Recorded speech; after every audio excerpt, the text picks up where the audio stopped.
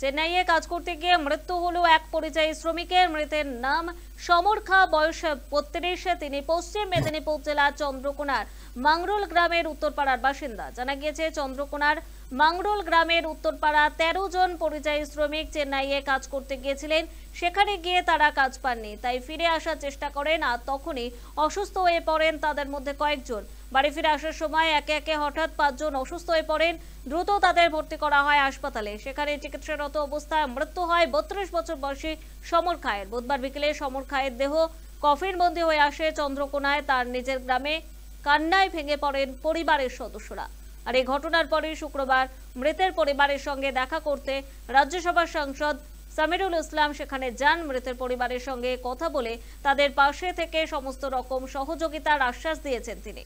সাংসদ সামিরুল ইসলাম ছাড়াও এদিন মৃতের পরিবারের বাড়িতে যান পশ্চিম মেদিনীপুর জেলার এডিএম ঘাটালের এসডিও সহ চন্দ্রকোনার বিধায়ক।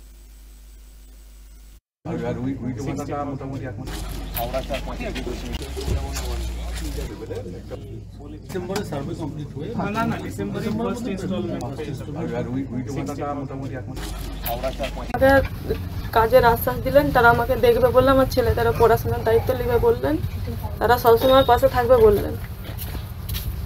কিছু আর্থিক সাহায্য করেছে? আর্থিক সাহায্য আমাকে দিয়ে গেছে। আপনি কি দাবি জানিয়েছিলেন?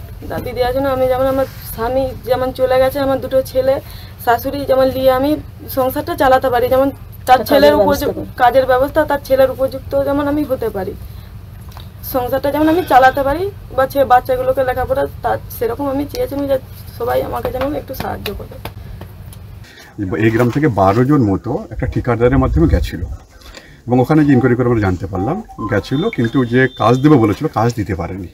তার ফলে ওরা বাড়ি আসবে বলে চেন্নাই রেল স্টেশনে আসে এবং একটা কিছু খাবার খায়। সেখানে ওরা অজ্ঞান হয়ে যায়, ফুড পয়জন টাইপের কিছু একটা হয়, এবং তারপরে 5 জনকে অ্যাডমিট করা হয়। পরিবারের লোককে যোগাযোগ করা হয়, এবং ওখানকার যারা লোকাল এনজিও আছে আমি তাদেরকে পাঠিয়েছিলাম হসপিটালে।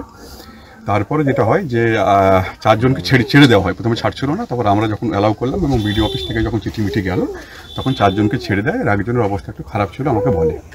তারপরে হঠাৎ করে 30 তারিখ 6টার সময় মারা যায়, ঠিক আছে। এবং তারপরে মাননীয় মুখ্যমন্ত্রী মমতা বন্দ্যোপাধ্যায়ের নির্দেশে এমএলএ সাহেব আছে, আমি আছি, এখানে যত অ্যাডমিনিস্ট্রেশন এডিএম সাহেব আছে, বিডিও সাহেব আছে, এসডিও সাহেব আছে, সবাই আমরা এসছি এবং সরকারি নিয়ম অনুযায়ী পরিবারকে যা দেওয়া যায় একটা চেক দিয়েছি 75,000 টাকার। সরকারি নিয়ম অনুযায়ী আর বেশি দেওয়া যায় না, সেটাই দিয়েছি। তারপরে বই থেকে খাতা থেকে আরম্ভ করে সব কিছু করা হচ্ছে, এবং ছোটোখাটো লেভেলে পরিবার যাতে ঠিকঠাকভাবে চলে এই লোকাল অ্যাডমিনিস্ট্রেশন ডিএম ওনারা চেষ্টা করছেন যে কোনোভাবে কিছু একটা ছোটোখাটো কর্মসংস্থান ওনার যা অনুযায়ী সরকারি নিয়ম অনুযায়ী